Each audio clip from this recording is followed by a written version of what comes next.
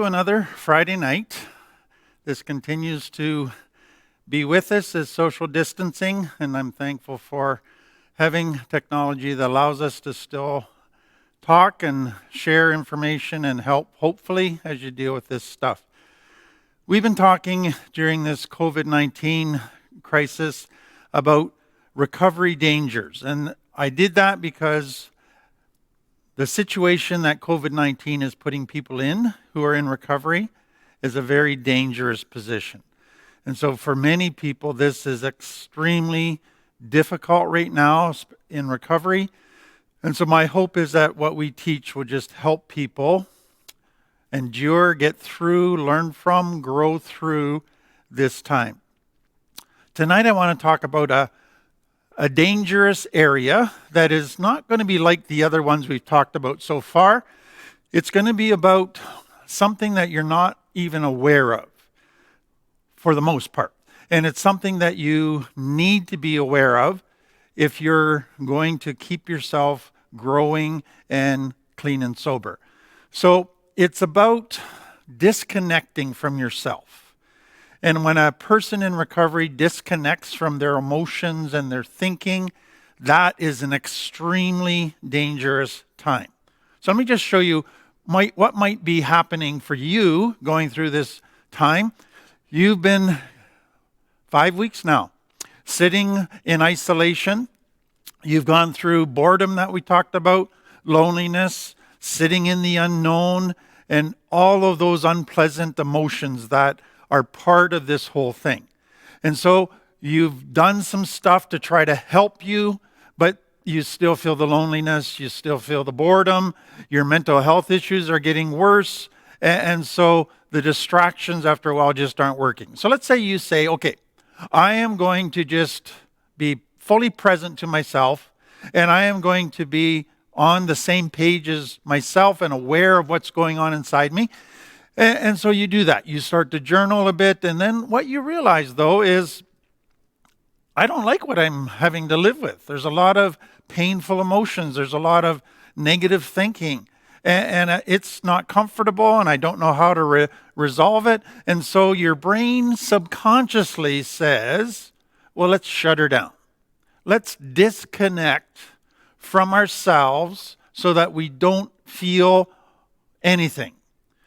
And what you need to understand about this, if you've been going through it, is this happens subconsciously. And that's what makes it so dangerous for people in recovery, is that this disconnection can be happening without them even realizing it.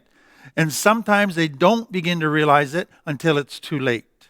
And so that's why I want to talk about it, because to me, not being aware of what's going on inside of you is one of the most dangerous things for a person with trauma and recovery.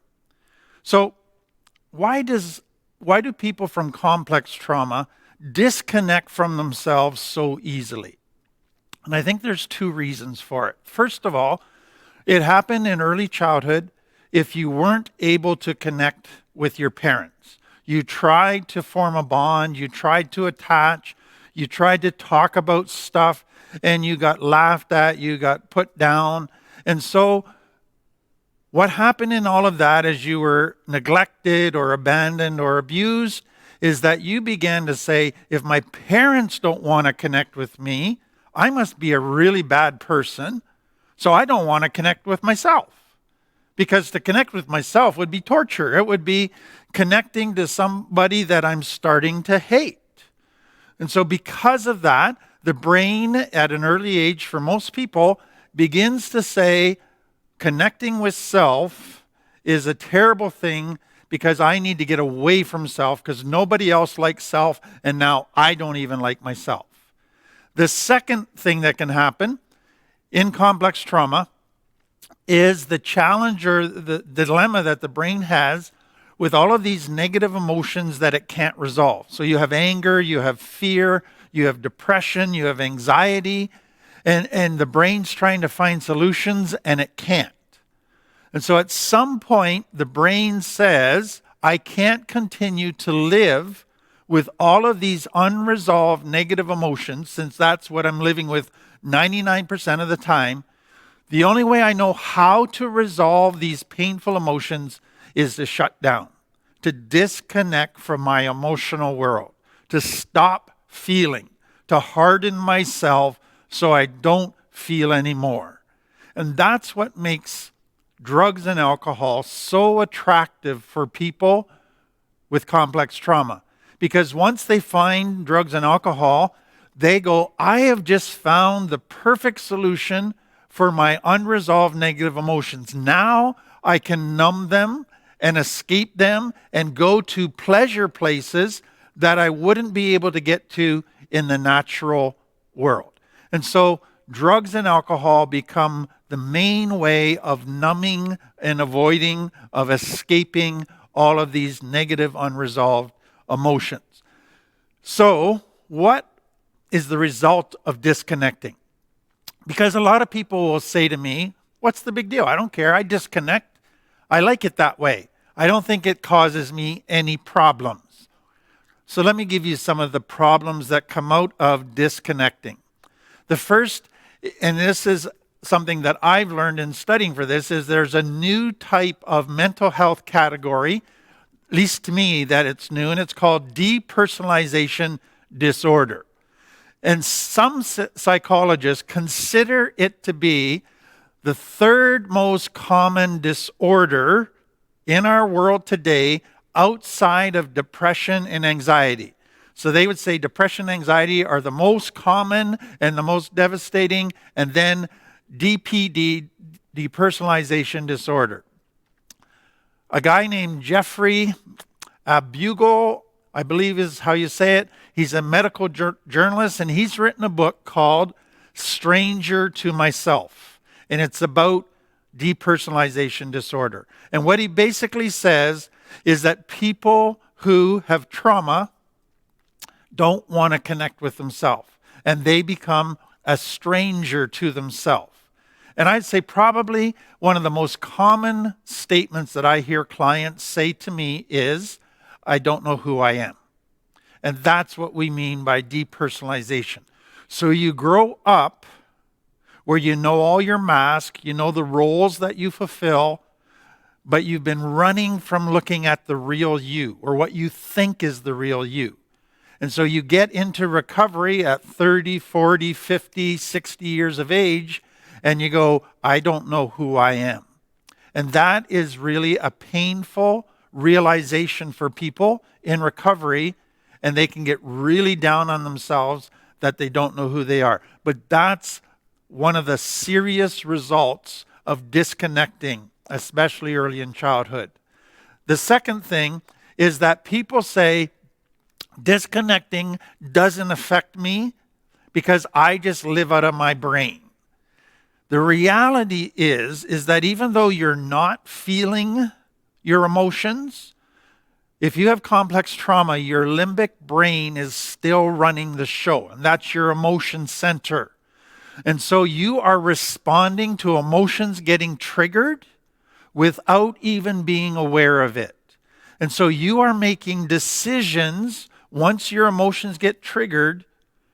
In a nanosecond, you make a decision and act, and you're not even aware of the dynamics of what is happening, and you end up making bad decisions. So the point is this: even though you disconnect from your emotions are still running the show. And that is so important to understand. The third result of disconnecting is that a lot of people would say, I feel like a robot at times. I go through the motions of a day. I've shut down on my emotions, so I don't feel negative emotions, but I also don't feel positive emotions. And so I can go through doing what I have to do every day, and it's just kind of this empty feeling, robot-like existence. But what you have to understand is this: that robot mode is pre-programmed. It's pre-programmed with a default setting that is the stuff that you don't like. And so when you go into robot mode where you check out in your brain and you're not connecting to your emotions, that robot is taking you in negative directions. It is creating the very things that you've been trying to avoid.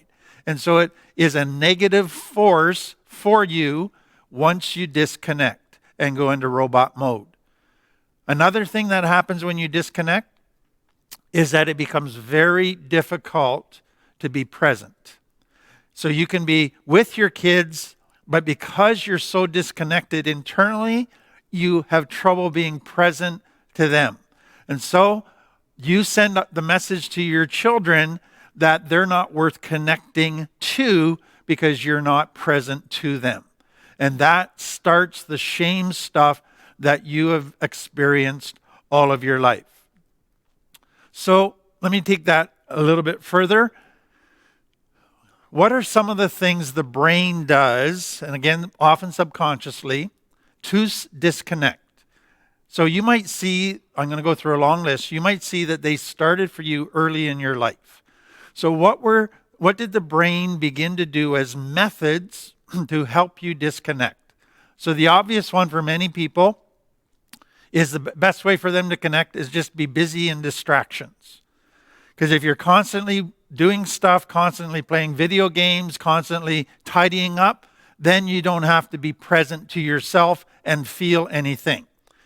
The second one for some people is they have just become highly analytical. They live in their head, always analyzing problems. Now, their brain is saying that makes them healthy. That's what they think is the truth about themselves, but really it's a way of avoiding feeling. And so because they live in their head, they tend to think emotions are useless, unnecessary, even bad. And so they pride themselves that they are in their head. But actually, they're still being run by emotions. They're just disconnected from that. We talked about the third one, which is people that just get to a place where they shut down. And they say, I don't want to feel. And so they just don't allow any emotions. They push everything down until they're so hard and out of touch that they don't even have awareness of that part of themselves. Another way that some people disconnect is through fantasy.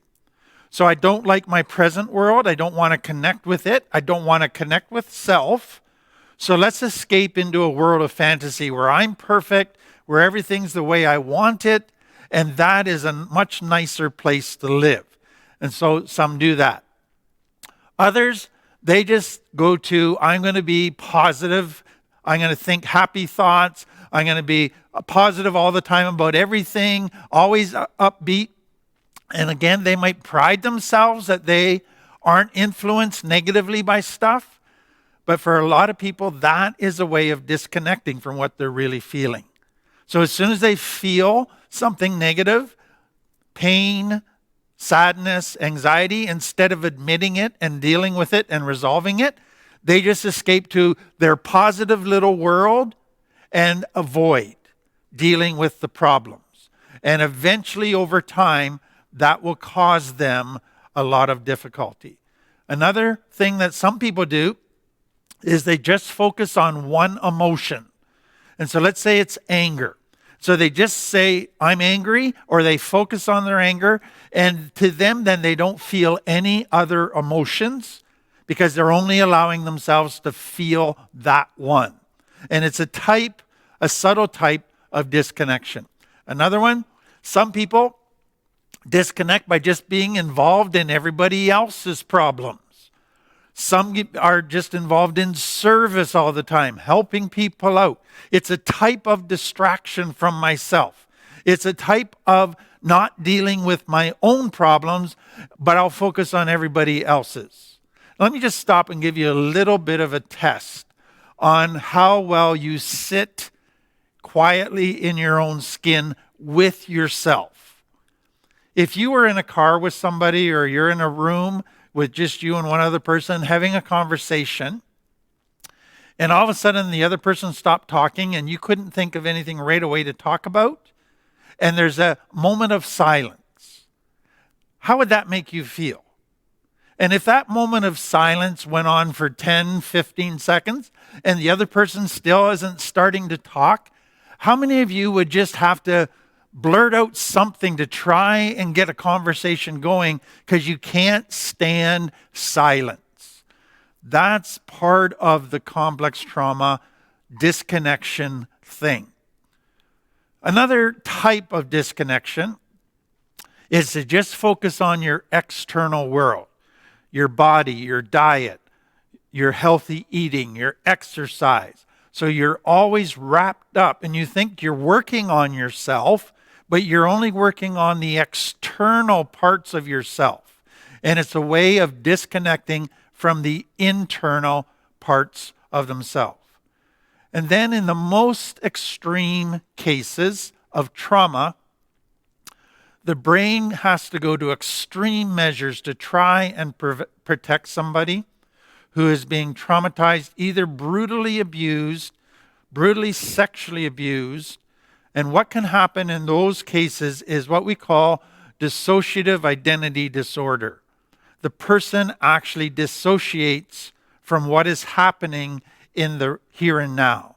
And so if there's sexual abuse, they can picture themselves on the ceiling watching it like it's happening to somebody else. Or they can go and put themselves on a beach in Florida and just be totally out of touch with what is happening. So that used to be called multiple personality disorder, and it's really in the extreme types of danger and trauma. The only way the brain knows how to protect the child is to splinter as a person and develop other personalities to protect that child. And some of it is dissociating from reality. So those are all kinds of different ways that the brain tries to disconnect from living with self that it doesn't like and doesn't want to spend time with. Now let's move to today. You could be going in your recovery and you're connected to yourself, you're self-aware, you're doing stuff every day where you're taking an emotional inventory, a spiritual inventory, and checking out your relationships, and you're really conscientiously staying connected.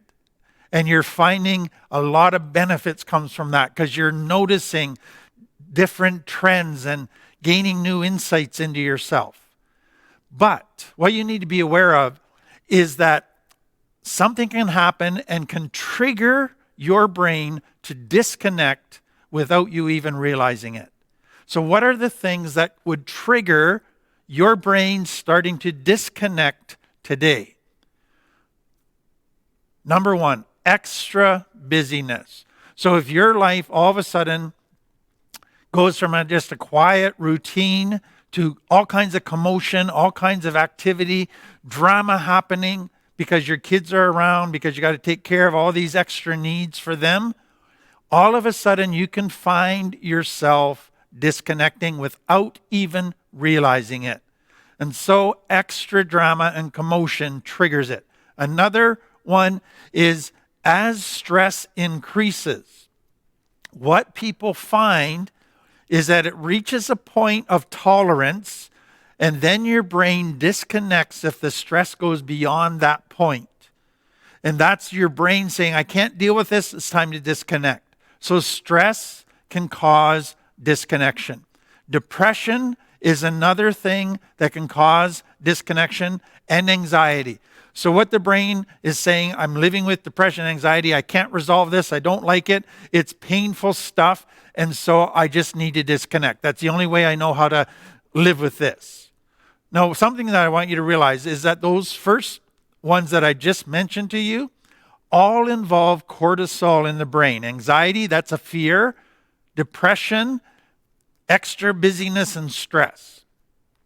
So when cortisol is in the brain, you disconnect from a lot of things because you go into survival mode. And survival mode requires disconnection from emotions because you don't have time to deal with that. You just have to survive. So be aware of that. Other things are other unresolved emotions. So if you can't resolve depression and can't resolve anxiety, the brain starts to disconnect. The same is true as if it can't resolve boredom or loneliness All of those things, if it tries to resolve it and it can't, the brain will eventually say, it's time to disconnect. That's the only solution to these emotions that I can't resolve. Change can trigger disconnection. Because now you're in a new circumstance, you're on heightened alert, your limbic brain is triggered, and you start to disconnect. Also, being overtired. You just have no energy. You just are trying to get through another day. And so for a lot of people, they disconnect because it takes energy to be self-aware, and that is a dangerous time. Another thing that people can do is procrastinate. But as they procrastinate, they're adding stress because they got more jobs that need to be done that they've been avoiding. And at some point, that stress will cause them to disconnect. One other thing that causes people to disconnect or triggers it: certain anniversaries, certain people, certain events, certain places, geographical places. So you could go to a place, and without even being aware of it, it could trigger a memory of something that happened there many years ago that was traumatic. And all of that comes up inside of you, and your brain goes to disconnect because it's back into survival mode. So those are some of the most common triggers of disconnection today. So knowing that, we still don't quite have enough information. What are early indicators that I am disconnecting? Because it happens subconsciously. What can I learn about myself so I can catch disconnection sooner than I have before? Because if I disconnect for too long, I am going to be in big trouble. And so the earlier I can detect that I'm disconnecting, the better. So this again is all about self-awareness. Somebody has said once a habit has been brought to the conscious level, so you have a habit that you just do subconsciously without even realizing it. Once it's brought to the conscious level, it is no longer a habit, it is now a choice that you make. So look for this. If you realize that you're starting to speed up internally, and what I would say to clients is, most of us kind of have a normal RPM setting. Our engine, our motor runs at a certain RPM. If we're about to go to a social situation or undertake a task, it will speed up to prepare us for that extra activity. And so what can happen for a lot of people is if they start speeding up and catch it, they go, why am I speeding up? And then they realize, oh, I got some stress happening here, and they realize they're starting to disconnect. So be aware of speeding up both adrenaline in your thinking and in your activity and in your emotional world, getting more charged up. Very important. Next one. Be aware of times where you are sliding into being a robot. So if all of a sudden in a day you realize that you are just going through the motions, you're not even consciously thinking about what you're doing, that could be a warning sign that you're disconnecting. Next one, and this is a big one for a lot of people, is that all of a sudden you feel yourself drawn into your favorite escape activities. So you just want to play video games all day. And you've been doing so well, but now all of a sudden you just feel a pull to just want to avoid life and play video games. Usually a great warning sign that you're starting to disconnect and your brain wants to keep disconnecting. If you're disconnecting, you will also probably feel internal resistance whenever you need to fulfill a responsibility. So you need to phone somebody. You need to go and do something that you promised to do. And all of a sudden, on that day, you just resist. You don't want to do that. Often a sign that you're disconnecting, both from yourself and from people. Another thing that you can look for is just keep emotions that might happen. So you might wake up one morning and realize, I'm totally out of touch with my emotions. I just know that I'm feeling sadness and anger. And that's all I'm aware of. Okay, I need to stop because I'm disconnecting from my emotions. I need to stop and reconnect. Some people realize all of a sudden they're just emotionally numb. They just don't feel anything, whereas others, they realize that they just cry at the drop of a hat. They're watching a commercial on TV and all of a sudden they're bawling. Now, this could be disconnection. It could be other things as well. But if all of a sudden you're finding you're crying at the drop of a hat, it's a warning that you need to stop and figure out what's going on if that's not your normal. And then you'll find that you don't regulate your emotions well. So all of a sudden you are getting your anger triggered, and in a nanosecond you're going from 0 to 100. And that doesn't normally happen. And so all of a sudden you're realizing I'm not regulating my emotions well, I'm disconnecting. Another one for some people is they start eating more, emotional eating mindlessly. And that can be a warning sign that they are disconnecting. So that is important to understand. Another one, if you're disconnecting, most people will feel a certain amount of discontent. They feel antsy. They feel unsettled. They can't just relax. With that, for many people, they just all of a sudden notice they're more irritable, more edgy, crabby, even a bit depressed. All of those things could be signs of disconnection. Or you could go to the other extreme and you're just totally out of touch with how you feel. You don't even know what your mood is. You're just out of touch. Others just check out. They're in a group, they get bored, they're checking out, and that can lead people to go back to addictive behaviors. The final one that some people will have as an early warning sign is they start to realize that they're disconnecting from others. And that can be a sign that you're also disconnecting from yourself. So those are very important things. And I hope you realize that for most people in recovery, if they start disconnecting, many will relapse within a day or two. If they've been in recovery for a while, they might last for a week or two, but the longer they stay disconnected, the greater the danger is for them.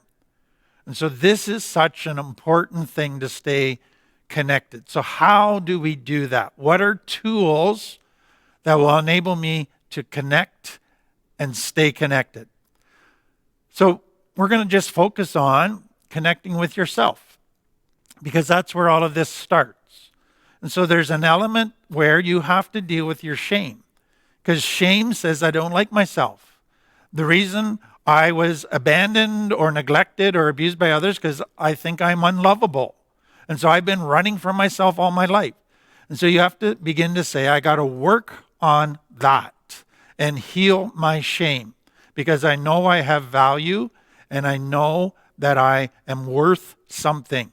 So you begin dealing with shame. So the goal is to develop a relationship with yourself. That's what connecting is all about, becoming your own friend. So what I'd encourage is that you begin to set aside some time every day where you can be with yourself quietly. And that can go for 5 minutes, 15 minutes, an hour, but you begin to build a relationship with yourself. Now, some of you with small children might not be able to do that. The only way that you can have a relationship with yourself might be when you go to bed at night and you finally are in quiet. And so that is a big thing for you. But once you have that quiet time, take some time to pray. Take some time to just meditate on something that you've learned or something that's important for you to be reminded of. Take some time to just connect and take an inventory of what you're feeling, what was tough about today, what was good about today. Be grateful. And then begin to get in touch with, what do I really have a passion for? What is it that makes me get excited and makes me want to get involved in? And get to know yourself. Sometimes when you do that, Some people will find it very helpful to journal and begin to write those kind of things down. Another thing that some people might have to do when they get that time in the first minute alone with themselves is do grounding exercises. Calm themselves down. Because it's really easy to say, okay, here's my 15 minutes of quiet time with myself and just rush through it. And just go through the motions and not truly connect. So you might have to slow yourself down. Something else that might help you is to have somebody in your life that you can talk to about what you're learning about yourself and get their opinion and insights about what they know to be true about you. And those can be very helpful things. So let me end by reading you a quote. Leanne Oden said, "Living connected to the deepest part of ourselves is the way through healing all manifestations of the physical and emotional body. It is how we experience deeper, more meaningful connection with others and learn how to take care of our own needs moment to moment." So this social isolation for many people is resulting in them starting to disconnect, not just from others, but from themselves. And that is very, very dangerous. And I hope you will take these tools and connect again and stay connected as we move forward. Okay, that's the end of part 1. I'm going to take a 1-minute break. And then we'll come back for part 2, the Christian part.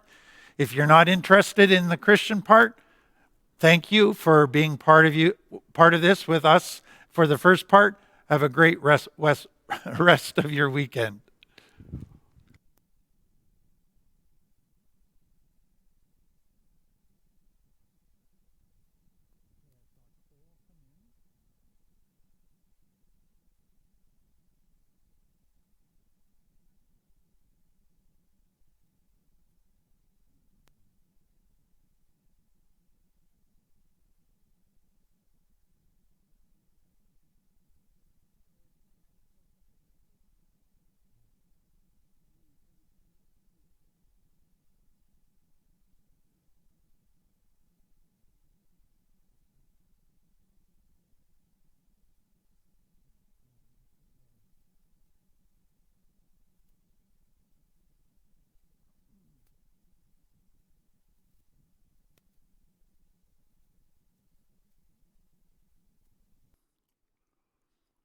Okay, well, welcome back for the Christian part. And we've been looking at the nation of Israel when they came out of slavery in Egypt and all the trauma that they went through.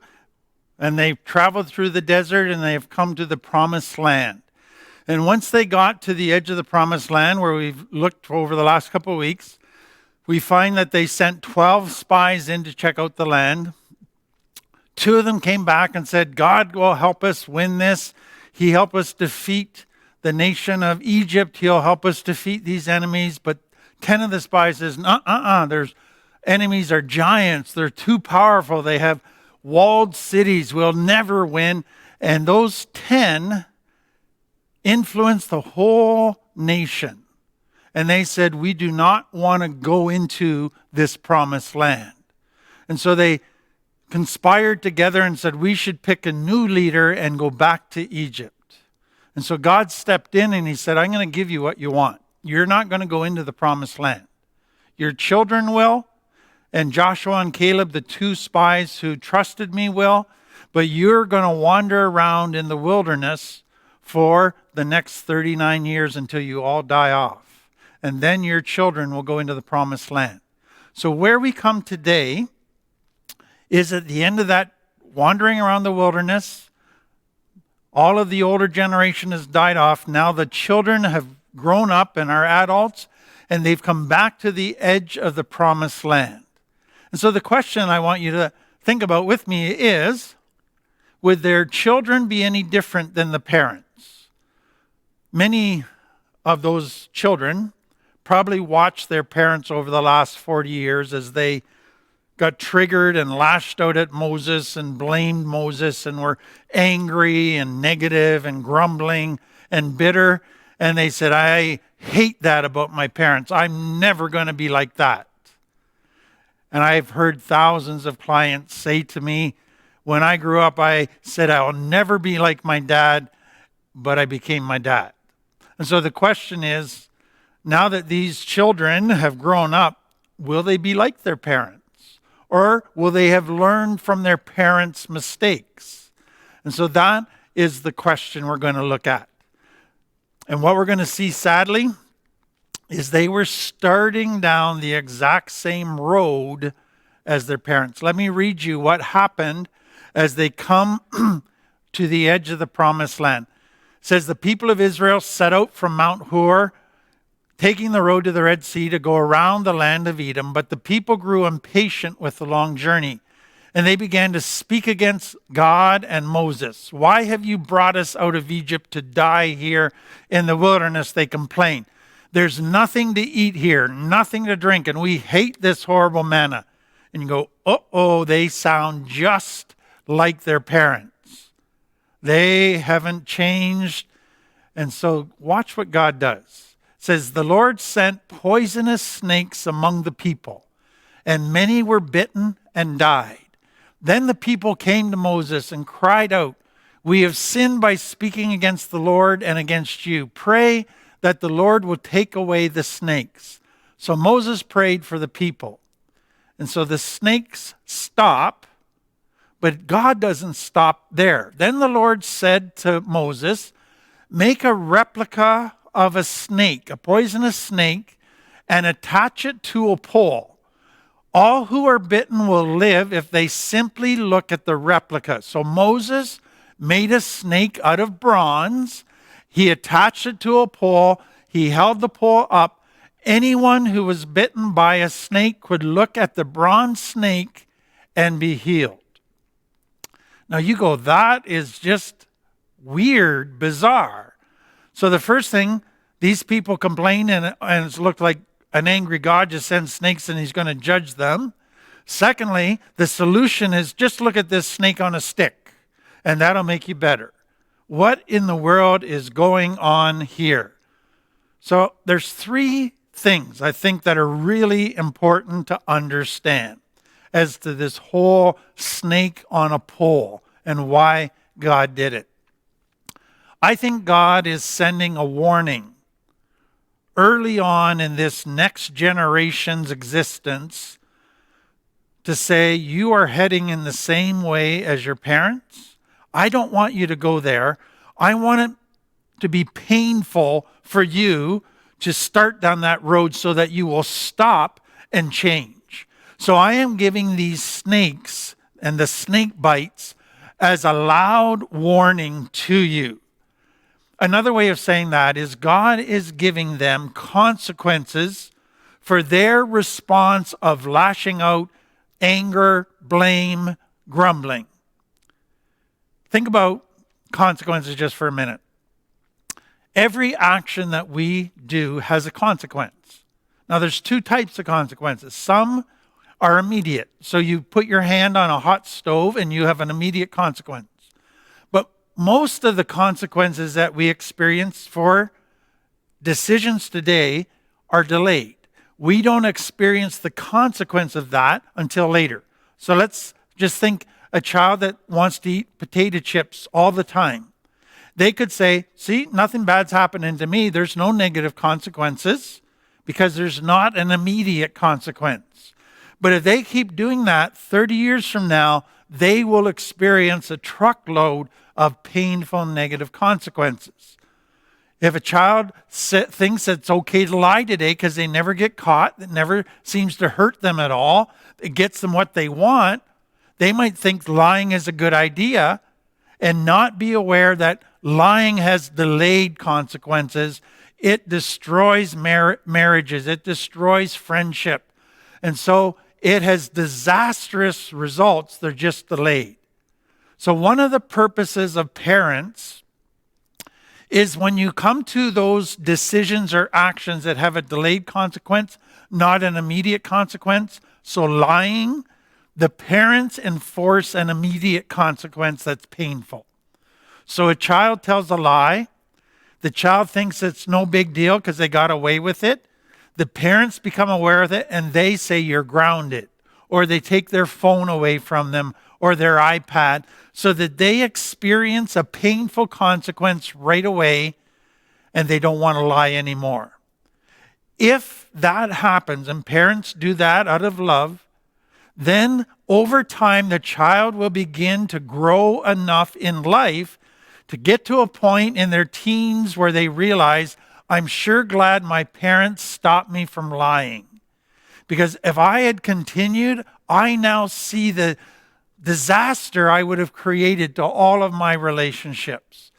And so that is the goal for a parent, is in those types of actions that have delayed consequences, is to impose an immediate painful consequence so the child doesn't continue.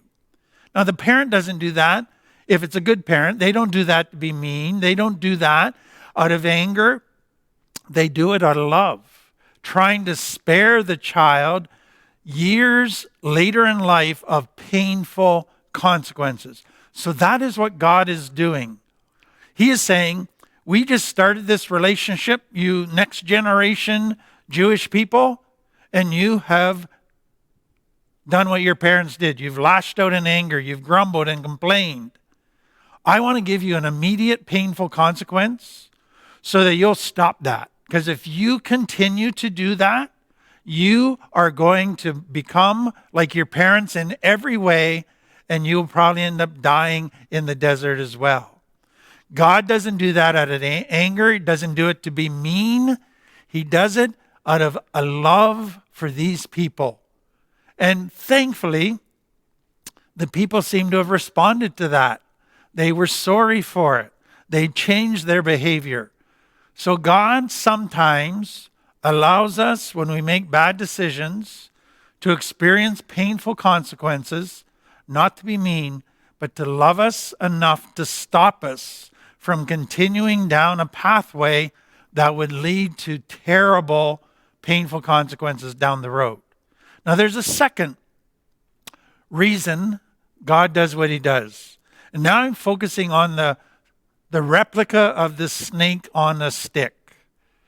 God is doing it to show grace. He is saying, I'm sending you painful consequences, but I want to provide a solution to the problem right away. I don't want you all to die from those snake bites. I don't want this to become a disaster for you.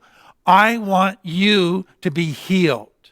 And so if you'll look at this snake, the poison from the snake's venom will go out of your system and you will be healed. God is all about second chances, third chances, fourth chances. He doesn't want to see anybody's life messed up. He wants to see healing. He wants to see growth. And he keeps offering grace to people. It's really interesting that they have just finished complaining. And what I didn't tell you was how Moses responded. So Moses is this man with great humility, a man that was tremendously patient. We never see him getting angry. But the part I didn't show you was he got angry for the first time. He said, I spent 40 years with your parents grumbling and complaining, and now you're doing the same thing, and he lost it. The most humble, gracious, patient man in the world lost it.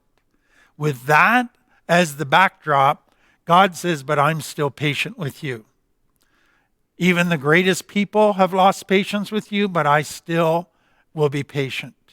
And that is a little picture into God's great grace. He wants to see us healed. That's the ultimate goal. Now there's a third thing. Why this whole thing with a snake on a stick? Why would God do that? That seems stupid. So God wants them to see the starting point for a healthy life is humility. The starting point for blessings in your life is humility.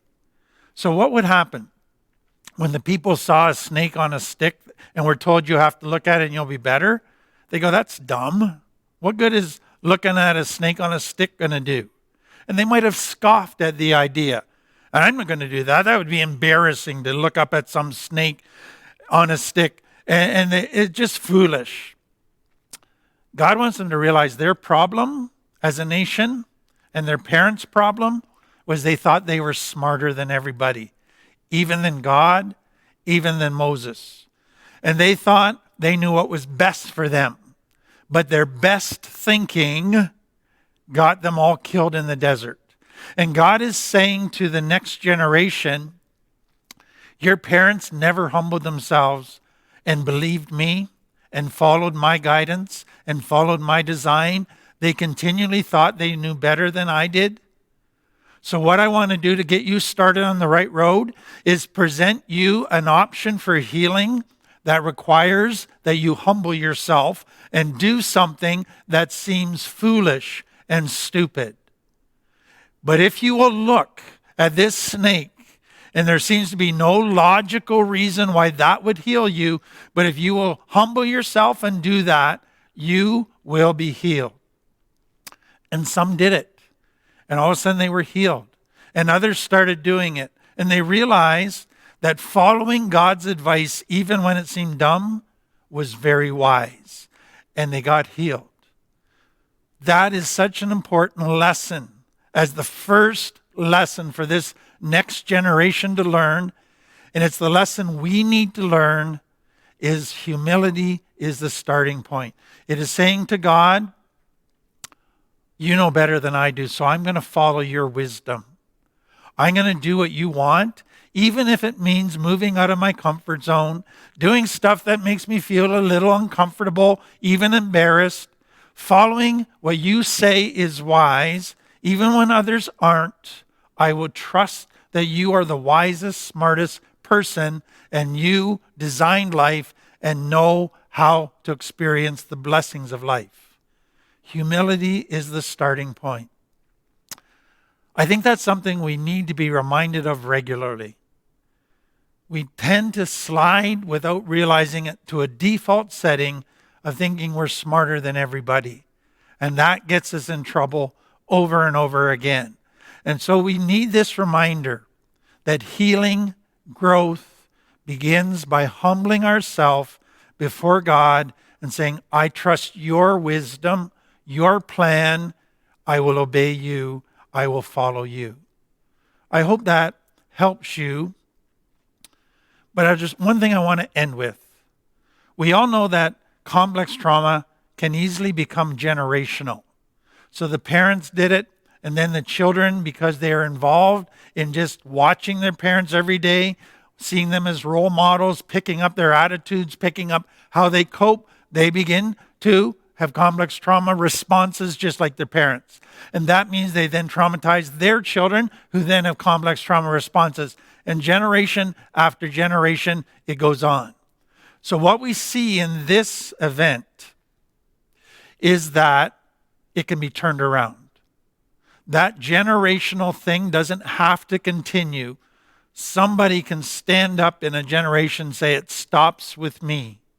I will not live the same way my parents did. That's what happened to this generation of Jewish people. And it can happen to you. You can be the person that says it stops with me, humble yourself, follow God's design, and change the generational cycle. Let's pray. Father, thank you for this reminder that you are so gracious, that your desire is to heal and to bless, but that we have to humble ourselves, that we have to submit to your wisdom, to your design. And I pray that you would just help each person here to be reminded of that, to renew their surrender to you, their trust of you, and to be that humble person as the necessary starting point for a good life. Amen. Well, thank you for being part of this Friday again. It's been great to be able to do this, and so I look forward to seeing you again next Friday. Have a great weekend.